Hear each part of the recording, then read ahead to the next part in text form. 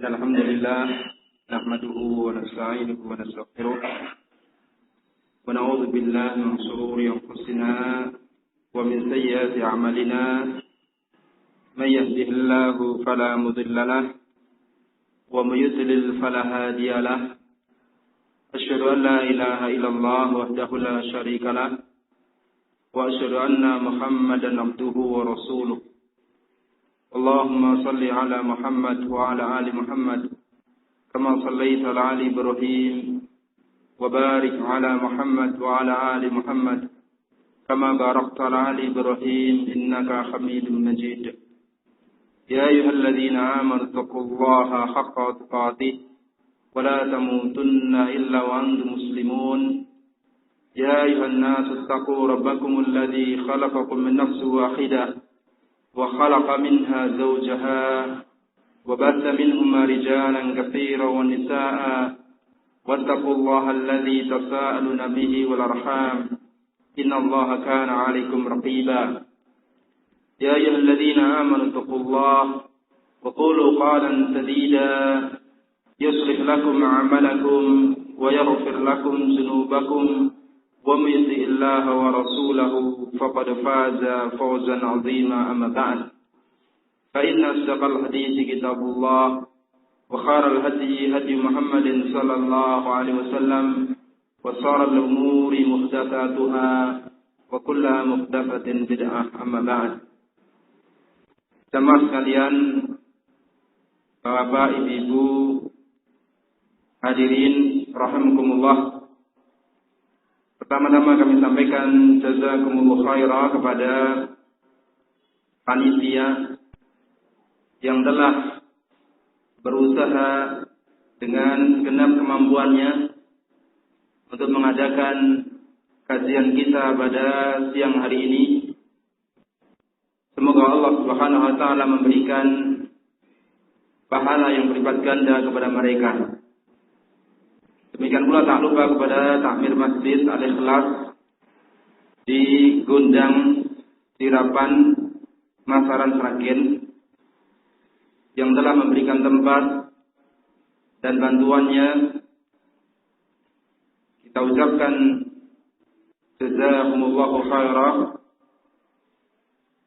Kita berterima kasih kepada mereka karena termasuk syukur kepada Allah Subhanahu wa taala adalah syukur kepada manusia, sebagaimana sabda Nabi alaihi salatu wassalam dalam hadis yang sahih dari Imam Ahmad, "Man lam yashkurin nas lam yashkurillah." Barang siapa yang tidak bersyukur kepada manusia, maka dia tidak bersyukur kepada Allah Subhanahu wa taala. Selanjutnya jamaah sekalian, sebagaimana telah disampaikan oleh panitia, insyaallah taala kita akan bersama-sama mengkaji satu tema yang penting bagi kita sekalian, yaitu tentang mendidik anak di dalam agama Islam. Apa yang kami tulis di sini adalah sedikit yang Allah bukakan kepada kami untuk kami tulis, dan masih banyak kekurangan di sana. Karena banyak sekali tulisan para ulama, banyak sekali kitab-kitab yang disusun berkaitan dengan masalah mendidik anak. Baik dalam kitab-kitab yang umum, yang di sana ada bab ini, atau ada kitab-kitab khusus yang membahas tentang hal ini. Telah ditulis banyak kitab-kitab yang tebal maupun yang tipis, sehingga untuk menulis satu makalah menyimpulkan hal-hal di atas tentu tidak cukup sempurna hanya dalam beberapa lembar yang ada. Sehingga di sini tentu masih banyak kekurangan, tidak sempurna, akan tetapi sesuatu yang tidak bisa diraih secara sempurna, secara keseluruhan, tidaklah tidak ditinggalkan semuanya. Bagaimana telah disampaikan oleh panitia sebuah makalah yang berjudul "Beginilah Seharusnya Mendidik Anak", yaitu sampaikan yang kita sebutkan tadi bahwa banyak kekurangan di sana, tapi ini adalah satu pengetahuan yang akan kita kaji bersama-sama, yang akan kita pelajari bersama-sama. Kita sebutkan di sini bahwa sesungguhnya Allah Subhanahu wa taala menciptakan manusia dan telah memberikan kepada manusia itu banyak kelebihan dibandingkan makhluk yang lain, dibandingkan binatang, dibandingkan makhluk yang lainnya. Allah Subhanahu wa taala telah menjalankan manusia di daratan, di atas kendaraannya, di atas kuda, di atas onta, di atas khimar di zaman dahulu, atau di atas mobil, bis, sepeda motor, di atas kereta api di zaman sekarang, atau kendaraan yang lainnya. Demikian pula di atas lautan, di atas kapal, di atas perahu, dan bahkan di udara, di atas pesawat terbang dan yang lainnya. Ini Allah khususkan bagi manusia seperti ini. Dan Allah Ta'ala telah memberikan berbagai macam rezeki yang tidak terhingga. Rezeki yang banyak sekali Allah berikan kepada manusia. Sesungguhnya Allah Subhanahu wa taala menciptakan manusia demikian ini bukanlah dengan sia-sia, tanpa hikmah dan tujuan, bahkan dengan hikmah yang agung. Allah Ta'ala berfirman dalam surah Al-Isra ayat 70, "Walaqad karramna bani Adam." Sesungguhnya kami Allah Subhanahu wa taala telah memuliakan keturunan Adam alaihissalam. Kata Imam Ibnu Katsir rahimahullahu taala, yaitu bahwa Allah Ta'ala memuliakan anak-anak Adam. Allah menciptakan anak-anak Adam dengan sebaik-baik bentuk, dengan bentuk yang paling sempurna. Allah ciptakan manusia dengan berjalan tegak di atas dua kakinya.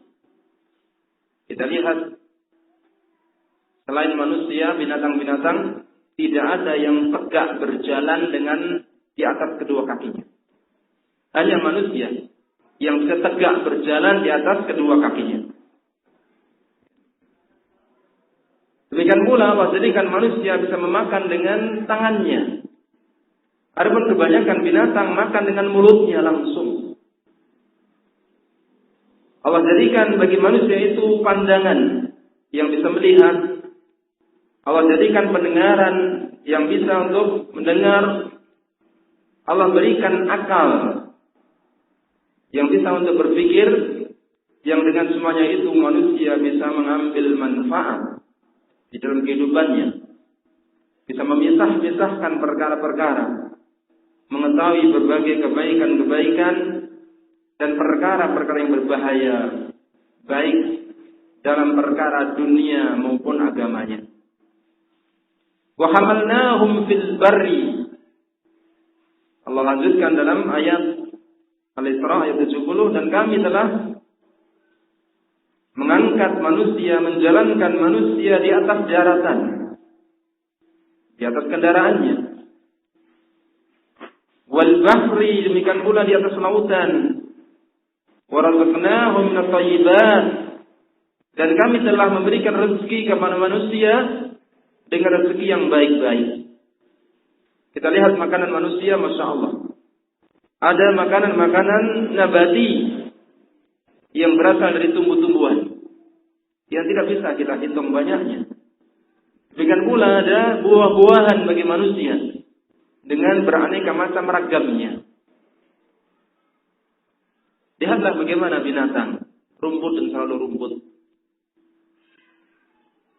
Demikian pula manusia Allah berikan makanan dari daging dan susu-susu. Apakah kita pernah lihat ada binatang seperti itu? Kadang makan dari tumbuh-tumbuhan, buah-buahan, kadang daging, kadang susu. Tidak ada. Dan aneka macam ragam makanan-makanan, jenis-jenis yang lezat Demikian pula Allah berikan bagi manusia pakaian-pakaian yang indah dengan berbagai macam ragamnya yang mereka buat sendiri atau yang didatangkan dari orang-orang lain. Wa faddalnahum 'ala katsirin mimman khalaqna tafdila. Dan kami telah mengutamakan manusia daripada makhluk yang lain dengan keutamaan yang besar. Hikmah penciptaan manusia adalah agar Allah Ta'ala diibadahi, tidak disekutukan. Allah Ta'ala tidaklah menciptakan manusia dengan sia-sia. Anggapan Allah menciptakan manusia dengan sia-sia adalah anggapan orang-orang yang tidak beriman. Allah berfirman di dalam Al-Quran dalam surah Al-Qiyamah ayat 36 sampai 40. Ayahsabul insanu ayyutraka sudah.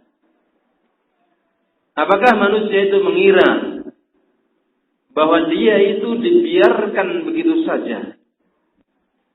Al-Imam As-Syafi'i mengatakan, demikian pula Imam Mujahid, Abdurrahman bin Zaid bin Aslam, maksud bahwa manusia dibiarkan begitu saja, yang ini anggapan orang-orang kafir, yakni la yu'mar wa la yunha. Apakah manusia itu mengira bahwa manusia itu tidak ada perintah dari Allah Ta'ala dan tidak ada larangan dari Allah? Tidak ada aturan dari Allah Ta'ala. Al-Imam As-Sudi mengatakan, apakah manusia mengira bahwa dia dibiarkan begitu saja, yakni la yub'at. Maksudnya apakah dia mengira bahwa dia tidak akan dibangkitkan setelah matinya? Dibiarkan begitu saja setelah matinya. Al-Imam Ibnu Katsir mengatakan, wa zahir adalah ayat ta'ammul halain. Yang nampak bahwa ayat ini mencakup dua makna di atas. Ai laisa yutrak fi hadhihi dunya muhmala, la yu'mar wa la yunha.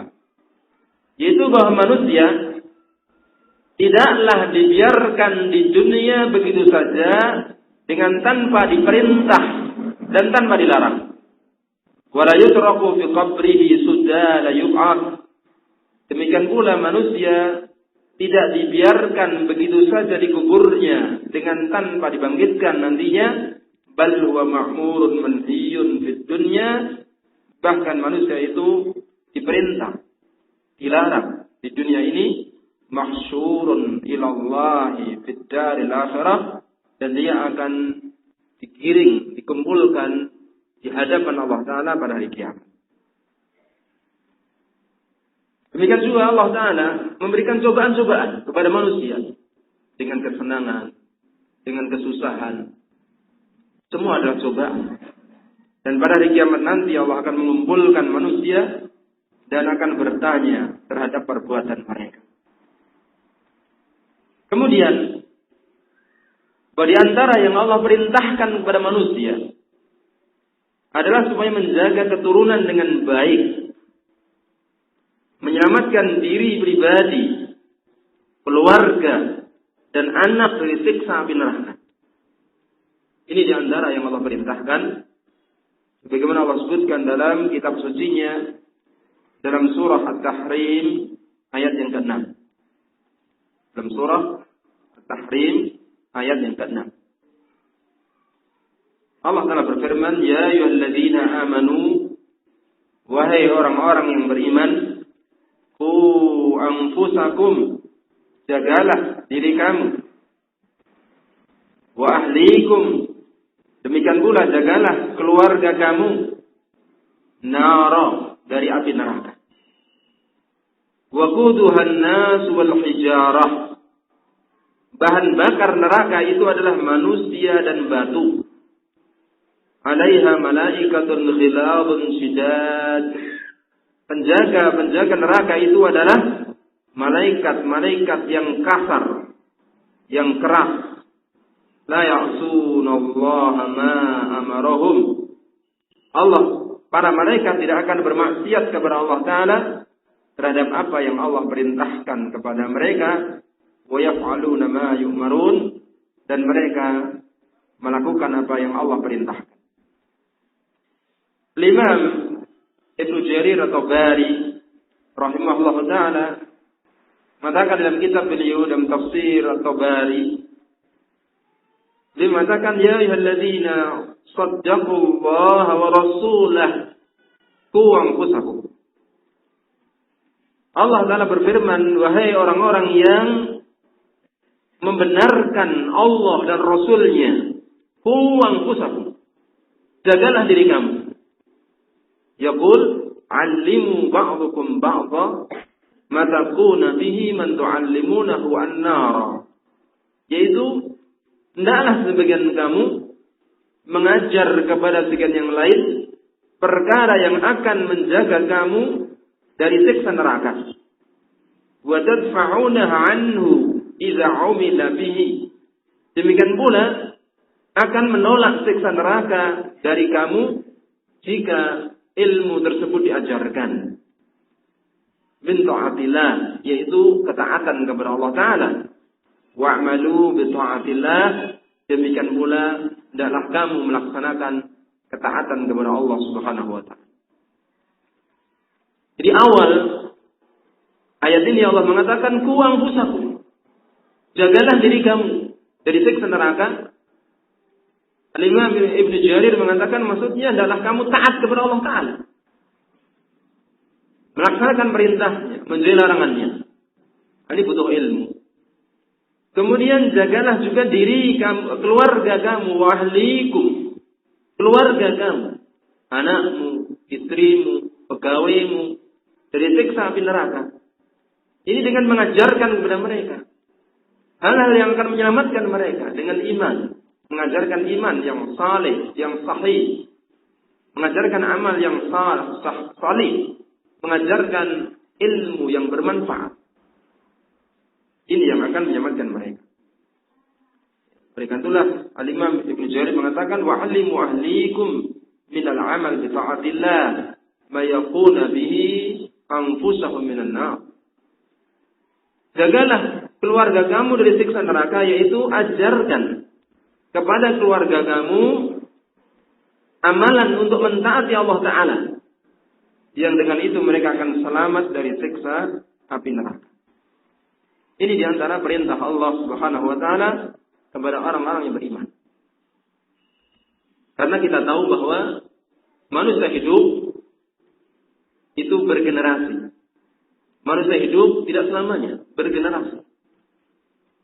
Ketika Allah Ta'ala berfirman dalam surah Al-Baqarah, wa idh qala rabbuka lil malaikati inni ja'ilun fil ardi khalifah. Dan ingatlah ketika Allah Ta'ala berfirman kepada para malaikat,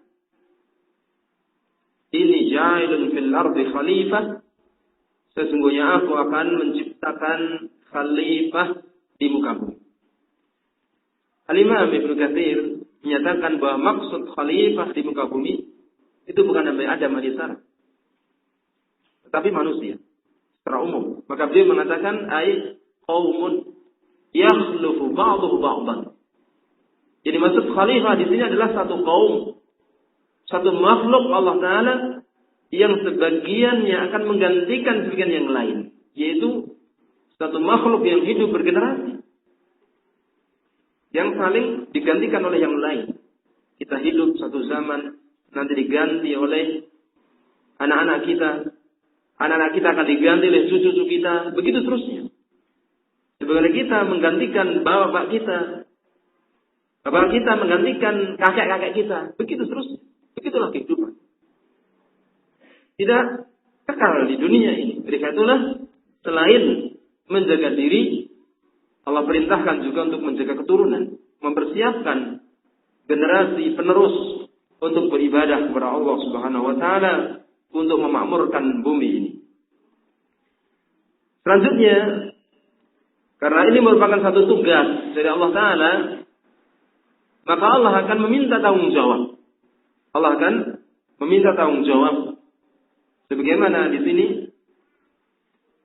kita sampaikan sabda Nabi alaihi salatu wassalam yang sudah termasyhur, sudah terkenal, riwayat Imam Al-Bukhari dan Muslim, Tetapi yang kita cantumkan di sini adalah lafaz al-Imam Al-Bukhari. Nabi SAW bersabda, "Kullukum ra'in wa kullukum mas'ulun an ra'iyatihi." Kullukum ra'in wa mas'ulun an ra'iyatihi. Setiap kamu adalah ra'in. Ra'in kita terjemahkan di sini pemimpin atau pengatur. Karena ra'a, yar'a, ri'ayah itu artinya menjaga, memelihara, mengatur, memimpin. Dikatalah seorang penggembala ternak, bahasa Arabnya ra'in. Karena dia menjaga, mengatur, memelihara ternaknya. Supaya menjadi baik. Demikian pula setiap manusia, setiap kita, dia adalah ra'in. Yaitu pengatur, pengawas, pemelihara, pemimpin terhadap tugas kita masing-masing. Ini kaidah umum.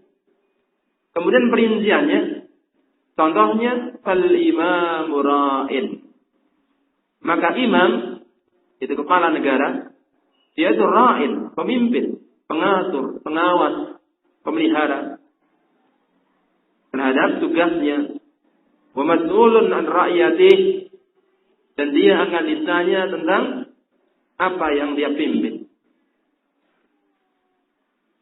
Ada seorang khalifah Bani Abbasiyah ketika berhaji, dia minta nasihat kepada seorang ulama. Maka ulama tersebut mengatakan, "Ya Amirul Mukminin, wahai Amirul Mukminin, lihatlah seluruh manusia yang wukuf di Arafah ini. Lihatlah, sekian banyak manusia. Mereka semua nanti akan ditanya terhadap diri mereka sendiri. Masing-masing akan ditanya oleh Allah Subhanahu wa Ta'ala. Adapun Anda, wahai Amirul Mukminin, akan ditanya tentang mereka semuanya." Setiap kita sebagai rakyat, tanggung jawab kita mudah atas diri kita sendiri. Ringan atas diri kita sendiri. Adapun Anda, wahai Amirul Mukminin, wahai Raja, Anda akan ditanya oleh Allah Ta'ala terhadap semua rakyat Anda. Berat tanggung jawab. Demikian pula seorang kepala rumah tangga, seorang suami, warajulu fi ahlihi ra'in. Demikian pula seorang laki-laki, seorang suami, seorang kepala rumah tangga, ra'in. Dia seorang ra'in, seorang pemimpin, pengatur, pengawas, pemelihara terhadap tanggung jawabnya. Wa mas'ulun an ra'iyatihi. Demikian pula kepala rumah tangga ini akan ditanya oleh Allah Ta'ala tentang apa yang dia pimpin, tentang tanggung jawabnya. Wal mar'atu fi baiti zawjiha.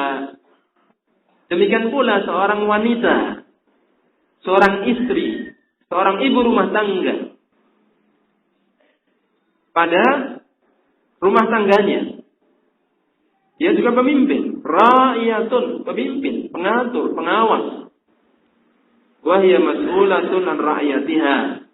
Dan dia akan ditanya tentang kepemimpinannya, tanggung jawabnya. Bagaimana dia melayani suami. Bagaimana dia menjaga harta suami. Menjaga anak-anak suaminya. Anaknya sendiri. Bagaimana dia menjaga dirinya sendiri. Akan ditanya oleh Allah Ta'ala. Wal khadim fi mali sayyidihi. Demikian pula seorang pelayan. Ya, atau seorang pegawai. Dia juga pemimpin. Pengatur, penjaga, pemelihara. Bimali sayyidihi, pada harta tuannya, majikannya. Wa huwa mas'ulun an ra'iyatihi. Dan dia akan ditanya ya tentang kepemimpinannya, tentang apa yang ya dia pertanggungjawabkan. Inilah Al-Imam Al-Khattabi rahimahullah ta'ala mengomentari hadis ini dengan mengatakan, isyaraku ayat al-imam wa rajul wa man dzukira fi tasmiyah afil wasfi birra'i wa ma'anihim mukhtalifah. Mereka semua ini, yaitu imam, pemimpin negara, suami, seorang ibu rumah tangga, kemudian seorang anak, dalam hadis yang lain disebutkan, demikian pula seorang pegawai, seorang pembantu. Mereka ini sama-sama sebagai ra'i, sebagai pengatur, pengawas, pemimpin, penjaga. Akan tetapi dengan makna berbeda-beda. Fari'ayatul imamil a'zam, adapun tugas yang harus dilaksanakan oleh pemimpin satu negeri, qiyadatus syariah biiqamatil hudud wal 'adl fil hukm, yaitu menjaga syariat Islam dengan menegakkan hukum-hukumnya dan bersikap adil di dalam keputusannya. Wajiban besar. Wa ri'ayatur rajul ahlahu, sedangkan tugas seorang suami terhadap keluarganya, siyasatuhu lil amrihim wa isalihim huquqahum, yaitu memimpin urusan keluarga dan menunaikan hak-hak keluarga. Apa hak istrinya, apa hak anaknya, apa hak dari pegawainya, pembantunya, akan ditanya Allah Ta'ala. Wa ri'ayatul mar'ati tadbiru amril bait wal aulad, demikian pula tugas seorang wanita ibu rumah tangga mengurus urusan rumah tangga dan anak-anak, wal khadam wan nasihah lizauj fi kulli dzalik, demikian pula melayani terhadap suaminya, bersikap tulus kepada suaminya di dalam semua hal tersebut ya. Wa ri'ayatul khadim, sedangkan tugas seorang pegawai, seorang pembantu, hifdzu ma tahta yadihi wal qiyam bima yajibu alaihi min khidmatihi, yaitu menjaga, memelihara, melaksanakan tugasnya dengan sebaik-baiknya yang berupa pelayanan terhadap majikannya. Inilah yang jelas bahwa semua ya adalah bertanggung jawab terhadap kepemimpinannya masing-masing, tugasnya masing-masing. Kemudian di sini mestinya ya pada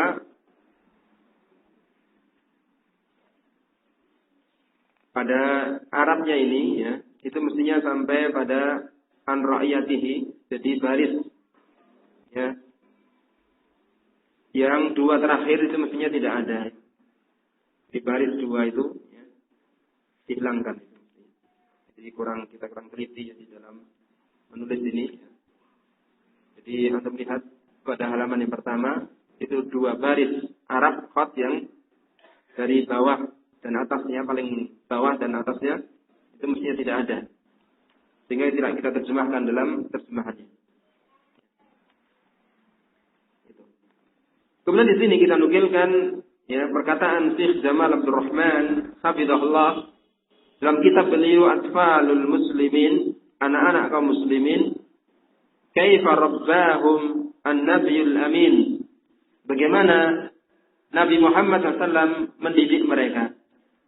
Beliau mengatakan bahwa seorang anak ini merupakan amanah yang Allah bebankan pada orang tua. Jadi selain anak itu sebagai nikmat, anugerah ya, yang menggembirakan orang tua, maka anak ini juga amanah. Hati anak ini masih bersih, seperti mutiara tanpa gambar dan lukisan. Hati anak yang belum kena pengaruh apa-apa masih bersih, ya, seperti mutiara tanpa gambar dan lukisan. Dan dia siap menerima segala macam lukisan. Tergantung siapa yang melukis pada diri si anak. Dia akan condong kemana dia diarahkan. Karena masih kecil, masih muda, masih bersih. Akan condong kemana dia diarahkan. Diajak kemana ikut. Seperti dahan, pohon yang masih kecil, diarahkan kemana ikut. Tetapi kalau dahan itu sudah kuat, besar, susah, ditarik-tarik susah. Masih kecil masih bisa diarahkan dengan mudah. Begitulah si anak. Jika anak diajari dan dibiasakan melakukan kebaikan, kita perhatikan ini. Ya. Jika anak yang masih kecil tadi dibiasakan, diajari, dibiasakan melakukan kebaikan, insya Allah anak itu akan tumbuh di atas kebaikan. Dibiasakan, diajar, dibimbing, dibina. Insya Allah anak akan tumbuh di atas kebaikan. Sehingga dia akan berbahagia. Si anak akan berbahagia. Walaupun di awalnya susah. Disuruh ini susah. Tapi membawa kebahagiaan ketika dewasa dia. Demikian juga orang tuanya dan pendidiknya akan berbahagia. Melihat anak yang tumbuh, berkembang dengan baik, orang tua senang. Pendidiknya senang. Sebaliknya, jika si anak dibiasakan melakukan keburukan, jadi keburukan dilakukan, dibiarkan. Dan dibiarkan seperti binatang.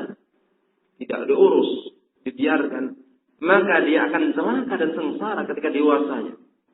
Dan tanggungan dosanya berada di pundak orang tua. Karena membiarkannya. Karena tidak bertanggung jawab di dalam menjaga diri anak tersebut dari siksa neraka.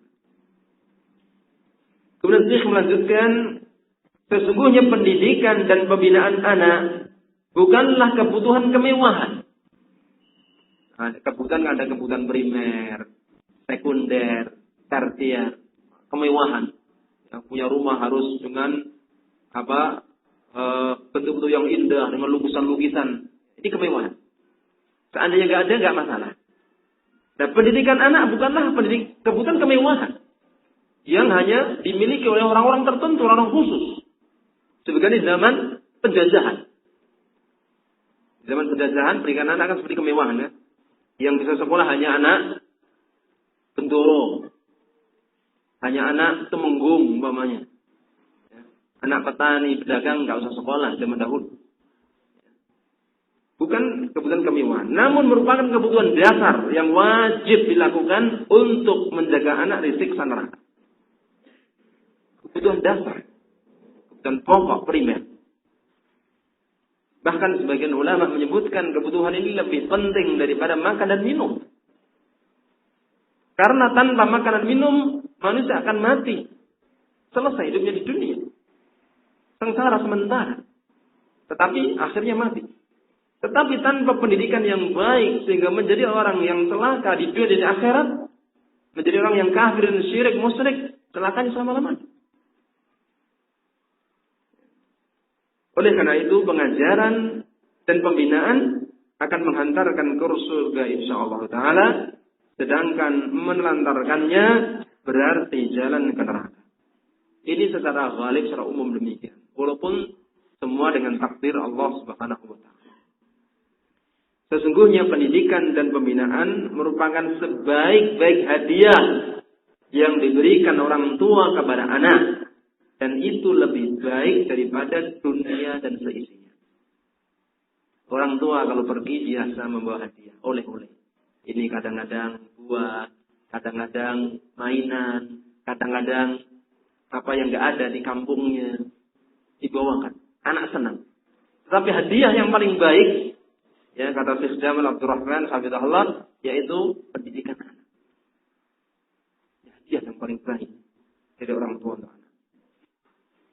Kemudian poin yang kedua di sini yaitu keuntungan memiliki anak yang saleh. Bahwa dengan pendidikan, pembinaan semenjak dini, ya, dan alhamdulillah pemerintah juga sudah memberikan perhatian yang serius terhadap hal ini sehingga ya adanya anjuran-anjuran untuk pendidikan PAUD, ya, dan ada bantuan dari pemerintah. Ini perhatian semenjak dini terhadap kebaikan si anak. Ya. Karena sesungguhnya anak yang saleh sangat banyak sekali keutamaan, kebahagiaan yang dimiliki oleh orang tuanya. Berbahagialah Anda, wahai orang tua, jika Anda telah mendidik anak dengan baik, sehingga dengan rahmat Allah, anak menjadi saleh atau salihah, karena dia akan menjadi aset kebaikan di dunia dan di akhirat. Di dunia dan di akhirat. Kalau orang mengumpulkan harta, kemudian tidak menggunakan untuk kebaikan akhirat, cuma di dunia saja. Tetapi anak saleh yang terus memiliki keturunan dengan baik, bermanfaat dunia dan akhirat. Rasulullah Sallallahu Alaihi Wasallam bersabda, dalam hadis dari Imam Muslim, Abu Dawud, At-Tirmidzi, An-Nasai dan lainnya, idza matal insan, apabila manusia itu mati, inqata'a amaluhu illa min thalathatin. Terputuslah amalnya kecuali dari 3. Terputus amalnya kecuali 3. Apa itu? Pertama, illa min sadaqatin jariyah, kecuali dari sedekah jariyah. Itu sedekah yang terus mengalir pahalanya. Wakaf contohnya, wakaf. Au ilmin yuntafa'u bih, atau ilmu yang dimanfaatkan. Au waladin salihin yad'ulah, atau anak salih yang mendoakan orang tuanya. Al-Imam An-Nawawi rahimahullah ta'ala, beliau menjelaskan tentang hadis ini dan faedahnya. Beliau mengatakan, qala ulama, para ulama mengatakan makna al-hadisi anna amal al-mayyit yanqati'u bi mautihi. Mana hadis ini? Bahwa amal perbuatan mayyit, orang yang telah meninggal dunia, yang qati'u bi mautihi, terputus dengan sebab kematiannya, wa yang qati'u tajaddudul sawabi lahu, demikian pula terputus pula tambahan-tambahan pahala bagi dia, illa fi hadhil asya'i as-salasati, kecuali dalam 3 perkara ini. Likaunihi kana sababuha, karena 3 perkara ini dialah yang menjadi sebabnya. Jadi 3 ini juga amal dia. Amal dia. Bukan amal orang lain. Fa'innal walad min kasbi. Sesungguhnya anak itu usaha orang tua. Wa kadzalika al-ilmu alladhi khalafahu. Demikian pula ilmu yang dia tinggalkan, min ta'limin aw tasnifin, yaitu ilmu yang diajarkan kepada orang lain atau ilmu yang dia tulis di dalam tulisan-tulisan. Wa kadzalika sadaqatul jariyah wa hiyal waqaf. Demikian pula sedekah jariyah, yaitu wakaf. Ya, ini perkataan Al-Imam An-Nawawi di dalam Syarah Sahih Muslim dalam hadis ini. Wa fi fadilatul zawaj liraja'i waladin salih. Dan di dalam hadis ini terdapat faedah keutamaan menikah untuk mengharapkan anak saleh. Wa fihi dalilun li sihhati asl waqf. Demikian pula di dalam hadis ini terdapat dalil tentang wakaf. Wa azimi sawabi, dan besarnya pahala wakaf. Wa bayani fadilatil ilm, penjelasan keutamaan ilmu. Wal has 'ala al-istiksar minhu, dan anjuran memperbanyak ilmu. Wa targhib fi tawrisihi fi ta'lim wa tasnif wa nizam. Demikian pula anjuran mewariskan ilmu, baik dengan cara mengajar, dengan cara menulis, dengan cara menjelaskan. Wa annahu yanbaghi ayyakhtara min al-ulumi al-anfa'a wal falanfa. Dan selayaknya ilmu itu dipilih mana yang paling penting, paling bermanfaat, kemudian yang bermanfaat. Begitu terusnya penjelasan Al-Imam An-Nawawi di dalam Syarah Sahih Muslim terhadap hadis ini. Demikian pula anak, termasuk usaha orang tua, itu disebutkan dalam hadis yang sahih dari Imam Abu Dawud, At-Tirmidzi, An-Nasai, Ibnu Majah. Beliau alaihi salatu wasallam bersabda, "Inna min atyabi ma akala rajul min kasbihi." Sesungguhnya termasuk yang paling baik yang dimakan oleh seseorang adalah dari usahanya. Jadi seseorang itu makan yang terbaik dari usahanya, dari kerjanya, bukan dari minta-minta. Itu haram asalnya. Bukan dari pemberian orang lain, walaupun itu boleh. Ya, boleh. Tetapi yang terbaik dari hasil keringatnya, dari usahanya. wa waladuhu min kasbihi. Dan anak seseorang itu termasuk usaha dia. Jadi kalau kita punya anak, kita pelihara dengan baik, kita bina dengan baik, kita sekolahkan, kita perhatikan, ini usaha. Sehingga walaupun kita sudah dipanggil oleh Allah Ta'ala, anak-anak ini melakukan amal soleh, orang tuanya dapat. Orang tuanya mendapatkan. Inilah keuntungan, di antara keuntungan memiliki anak yang soleh. Bagaimana seandainya orang tua tidak memperhatikan? Bagaimana seandainya orang tua menelantarkan pendidikan anaknya? Imam Ibnul Qayyim rahimahullah ta'ala menjelaskan hal dalam kitab beliau Tuhfatul Mawdud bi Ahkamil Maulud. Beliau mengatakan di sini, kita nukilkan penjelasan beliau rahimahullah ta'ala. Faman ahmala ta'lima waladihi ma yanfa'u. Barang siapa melantarkan pendidikan perkara yang bermanfaat kepada anaknya, wa tarakahu suda, dan dia membiarkan anaknya begitu saja, faqad asaa ilaihi ghayatal isa'ah. Maka sesungguhnya orang tua ini benar-benar telah berbuat buruk kepada anaknya. Orang tua yang membiarkan dosa, tidak memperhatikan. Kata Imam Ibnu Qayyim, orang tua ini telah berbuat seburuk-buruk perbuatan kepada anaknya. Wa aktsarul auladi, dan mayoritas anak, kebanyakan anak, jaa fasaduhum min kibaril aba. Kerusakan anak itu kebanyakan datangnya dari arah bapak mereka. Wa ihmalihim lahum. Demikian pula karena bapak itu menelantarkan mereka. Wa tarki ta'limihim faraiduddin wa sunanih. Dan karena bapak itu tidak mengajari mereka kewajiban-kewajiban agama dan sunnah-sunnah agama. Dibiarkan. Ditelantarkan orang tua. Sehingga timbul keburukan-keburukan. Fa'adha'uhum sigharan. Orang tua itu menyanyiakan anak di masa kecil, falam yantafi'u bi anfusihim, sehingga anak-anak itu tidak mendapatkan manfaat dengan diri mereka, walam yanfa'u abahum kibaran, dan mereka juga tidak bisa memberikan manfaat kepada orang tua mereka ketika dewasa. Jadi ketika kecil, orang tua menyanyiakan mereka. Orang tua tidak mendidik mereka, tidak membina mereka.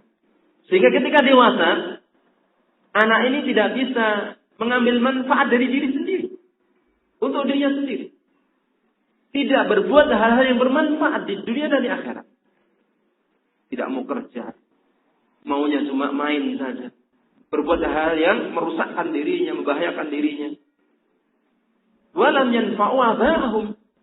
Ketika dewasa tidak memberikan manfaat kepada orang tuanya. Malah kadang menyusahkan.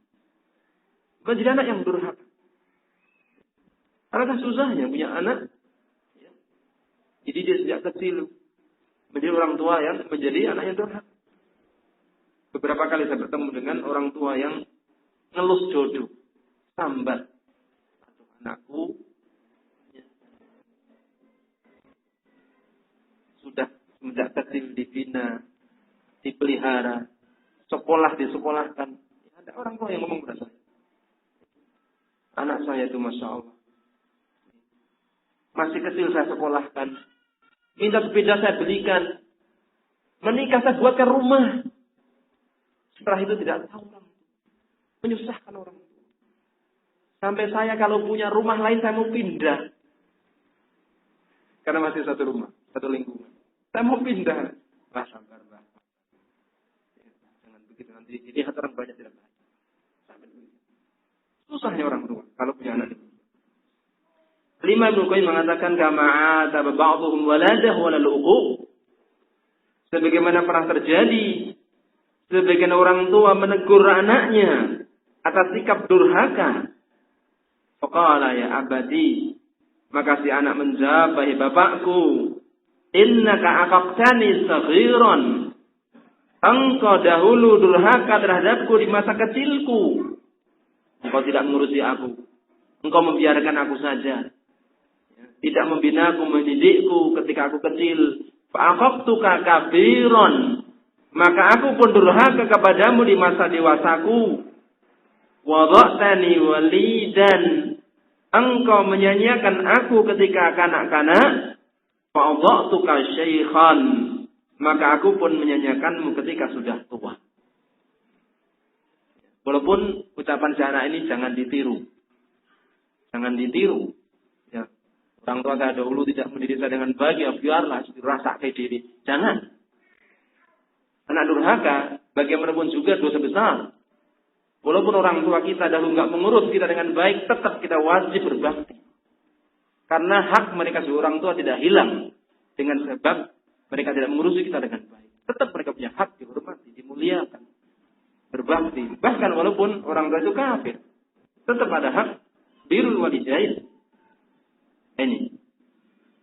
Alangkah indahnya perkataan Al-Imam Ibnu Qayyim yang mulia ini tentang perlunya pendidikan anak dan bahaya menelantarkan anak. Kemudian di sini kita nukil perkataan Abu Hamid Al-Ghazali rahimahullahu taala, penulis kitab Ihya Ulumuddin. Beliau mengatakan, sesungguhnya jika anak kecil ditelantarkan di awal pertumbuhannya, ketika kecil dibiarkan, ditelantarkan, umumnya dia akan menjadi orang yang buruk akhlaknya. Kata Al-Ghazali, Abu Hamid Al-Ghazali rahimahullah, suka berdusta, hasad, suka mencuri, suka nalimah, adu domba, suka meminta-minta, suka berbuat yang sia-sia, suka tertawa, suka melakukan tipu daya, dan kurang ajar. Itu kebanyakan ada demikian karena dibiarkan di masa kecilnya. Melakukan hal-hal yang nggak ada faedahnya. Sampai kita lihat ya di kota-kota besar terutama, ya, ada anak-anak yang sukanya melakukan hal-hal yang kita pandang membahayakan.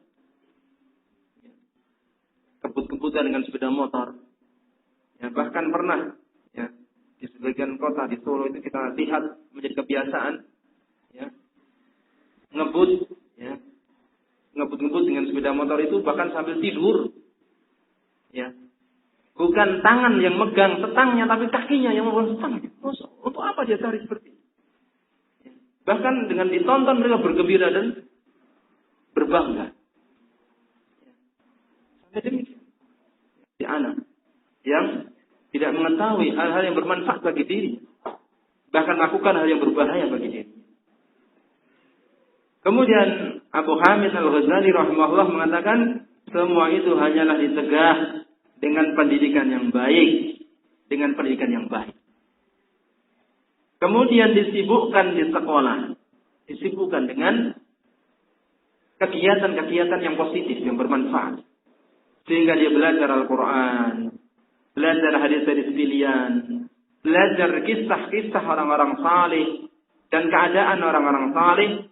Agar tertanam di dalam jiwanya kecintaan kepada orang-orang saleh. Tidak dibiarkan kosong waktunya. Tapi diberi kegiatan-kegiatan positif. Ini ditulis oleh Abu Hamid Al-Ghazali rahimahullah dalam kitab Ihya Ulumuddin, juz 3 halaman 62 yang kita nukil dari kitab Atfalul Muslimin. Dan perlu diketahui bahwasanya Abu Hamid Al-Ghazali rahimahullah taala yang di Indonesia dikenal dengan gelar beliau Hujjatul Islam dan sangat terkenal termasyhur dengan kitab beliau Ihya Ulumuddin. Ya. Sesungguhnya beliau di dalam kehidupan beliau itu memiliki banyak fase dalam kehidupan beragama. Beliau pernah menggeluti yaitu pemikiran sufiyah. Beliau pernah menggeluti pemikiran filsafat, ilmu kalam dan lain-lain yang akhirnya semua beliau tinggalkan. Kemudian di akhir-akhir hidupnya beliau banyak mempelajari sunnah dan hadis sampai seorang murid beliau Ibnul Arabi mengatakan guru kami Abu Hamid Al-Ghazali beliau wafat dengan Sahih Bukhari di dadanya. Seandainya beliau berumur panjang, tentu beliau akan menjadi tokoh ulama dalam bidang hadis. Sebagaimana beliau telah menjadi tokoh dalam bidang filsafat, dalam bidang tasawuf dan sebagainya yang kemudian beliau tinggalkan. Karena itu termasuk ilmu-ilmu yang menyimpang. Ini perlu kita ketahui. Kemudian karya-karya beliau itu kebanyakan yang beredar masih tercampuri dengan perjalanan awal beliau. Ini kita sampaikan kenapa? Karena ya, supaya tidak salah sangka kenapa menukil dari Abu Hamid Al-Ghazali, kita nukil yang baik-baik. Adapun yang buruk-buruk yang ada dalam kitab Ihya, maka kita tinggalkan. Kemudian di sini kita sampaikan juga ya tentang bahwa pendidikan anak itu asalnya dimulai dari rumah. Asalnya dimulai dari rumah, kenapa? Karena memang kedua orang tuanya lah yang mulai awal dan paling banyak bertemu dengan si anak. Nabi SAW sudah mengingatkan hal ini dalam hadis beliau, kullu mauludin yuladu 'alal fitrah. Kullu mauludin, semua bayi yuladu 'alal fitrah, dilahirkan di atas fitrah. Semua bayi tanpa kecuali dilahirkan di atas fitrah, yaitu di atas kesucian, di atas Islam. Begitu menurut penafsiran mayoritas ulama yang disebutkan oleh Al-Hafidz Ibnu Hajar dalam Fathul Bari. Di atas fitrah, ini di atas Islam. Maksudnya bahwa bayi tersebut, anak tersebut siap menerima Islam, siap menerima al-haq. Karena memang Islam sesuai dengan fitrah manusia.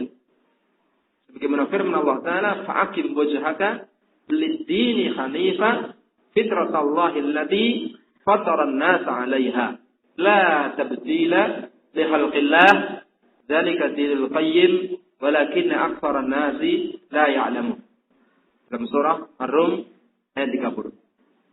Hadapkanlah wajahmu, ya. Fa'akim wajhaka hanifah. Fa'akim wajhaka. Hadapkanlah wajahmu kepada agama Allah Ta'ala dengan lurus. Bid-dini hanifah. Fitratallahi allati fatarna 'alaiha. Allah telah menjadikan fitrah manusia itu sesuai dengan agama Allah. La tabdila li khalqillah. Jangan sampai ada perubahan di dalam agama Allah Ta'ala. Dzalika dinul qayyim. Itu adalah agama yang lurus. Walakinna aktsaran nasi la ya'lamun. Tetapi mayoritas manusia tidak mengetahui. Fa'abawahu yuhawwidani. Kemudian kedua orang tuanya yang mengajarkan agama Yahudi kepada si anak, au yunasranihi, atau mengajarkan agama Nasrani kepada si anak, au yumajjisanihi, atau mengajarkan agama Majusi kepada si anak. Orang tua yang paling dekat, yang paling berpengaruh. Oleh itulah, ya, orang tua itu yang pertama kali hendaklah memperhatikan anaknya, mendidik anaknya, membiasakan dengan kebaikan-kebaikan, sehingga anak terbiasa dengan kebaikan. Kita lihat contoh di sini bagaimana Nabi SAW mendidik anak sejak kecil, yaitu seorang anak yang bernama Umar bin Abi Salamah, yang mana Umar bin Abi Salamah ini adalah anak tiri Nabi Muhammad SAW. Beliau ini anak tiri Nabi SAW.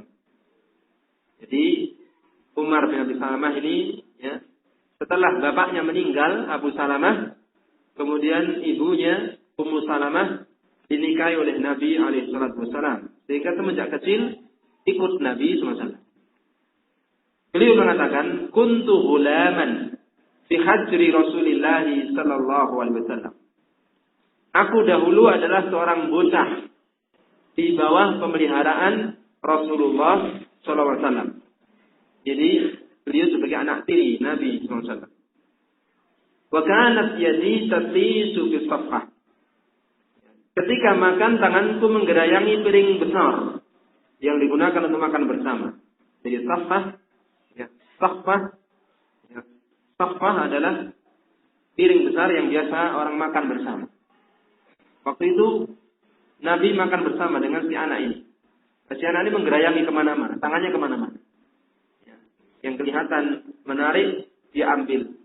Faqala li Rasulullah sallallahu alaihi wasallam, maka Rasulullah sallallahu alaihi wasallam bersabda kepadaku, ya ghulam, wahai bocah, hai nak, wahai bocah, wahai nak. Ini sikap lemah lembut. Ya, karena asal pendidikan anak itu dengan lemah lembut, bukan dengan kasar, bukan dengan keras. Nabi Muhammad SAW mengingatkan hal ini di dalam hadis yang sahih dari Imam Al-Bukhari dan Muslim. Beliau bersabda, "Makana rizqu fi syai'in illa zanahu." Tidaklah sifat lemah lembut itu ada pada sesuatu kecuali menjadikannya indah. Wa man nuzi'an syai'in illa syanahu. Dan tidaklah lemah lembut itu dihilangkan dari sesuatu kecuali menjadikannya buruk. Lemah lembut terhadap anak itu asalnya lemah lembut. Wahai nak, samillah, sebutlah nama Allah.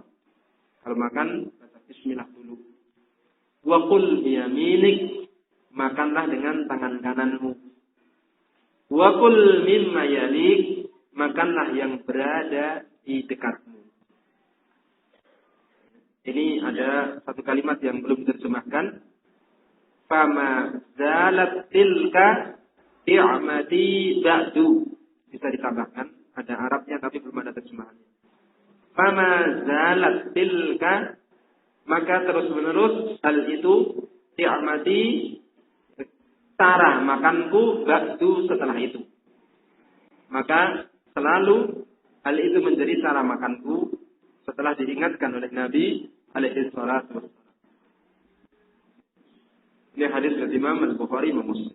Lihatlah bagaimana Nabi SAW membiasakan anak semenjak kecil dibina dengan kebiasaan-kebiasaan yang baik. Ya ghulam, bahina, samillah, baca bismillah, makan. Wa qul biyaminik, makan dengan tangan kanan. Kita lihat zaman sekarang, yang mungkin orang-orang tua dahulu tidak begitu perhatian seperti ini. Kita lihat sampai sekarang, kita lihat banyak orang tua yang makan masih dengan tangan kanan. Makan dengan tangan kiri, minum dengan tangan kiri. Bahkan kadang-kadang di masjid, di pengajian, yang dihidangkan minuman, dihidangkan snack. Kadang-kadang kita masih lihat ada orang-orang tua yang makan dengan tangan kiri, minum dengan tangan kiri. Kenapa? Kebiasaan.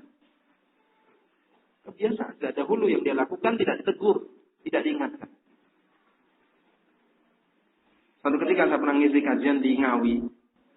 Ya, ketika dihidangkan snack, ada seorang makan atau minum dengan tangan kiri. Langsung saya tegur. Ya.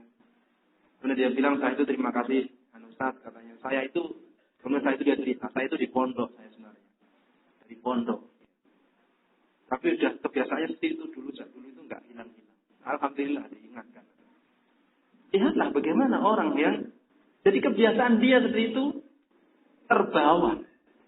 Ya, maka dengan diingatkan, diperhatikan, dibiasakan, maka kebiasaan baik itu akan melekat, insyaallah. Kemudian setelah muqaddimah ini, ya, insyaallah taala kita akan lanjutkan poin-poin penting, ya. Setelah itu insyaallah nanti setelah istirahat, ya, sejenak, begini tadi telah disampaikan bahwa materi kita sampaikan sampai sekitar jam 10. Nah, insyaallah kita istirahat sebentar. Nanti setelah istirahat sejenak kita lanjutkan materi kita tentang poin-poin penting ya, di dalam pendidikan. Demikian juga hal-hal yang berkaitan dengan pendidikan anak. Insyaallah akan kita sampaikan pada sesi berikutnya.